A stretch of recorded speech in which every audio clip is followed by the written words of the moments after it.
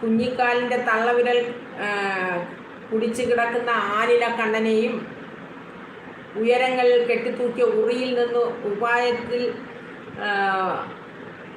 വെണ്ണ കട്ടു തിന്നുന്ന കുസൃതിക്കുട്ടനെയും പശുക്കളെ മേച്ച് ഓടം കുഴലൂതി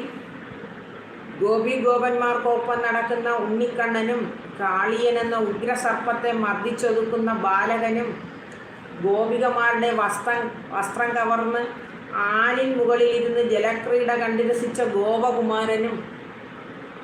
ഗോപികമാരുടെ മധ്യത്തിൽ രാധയുമൊത്ത് നൃത്തമാടുന്ന കോമളകൃഷ്ണനും തിന്മയുടെ പ്രതീകങ്ങളായ സ്വന്തം മാതുലിനടക്കമുള്ളവരെ നിഗ്രഹിക്കുന്ന കർമ്മപുരുഷനും കുരുക്ഷേത്രത്തിൽ അർജുനരഥം തെളിക്കുന്ന തേരാളിയും ഗീത ഉപദേശിക്കുന്ന യോഗീന്ദ്രനും സ്വന്തം വംശം നാശത്തെ നേരിടുമ്പോൾ ദ്വാരകയിലെ കാനനത്തിലൂടെ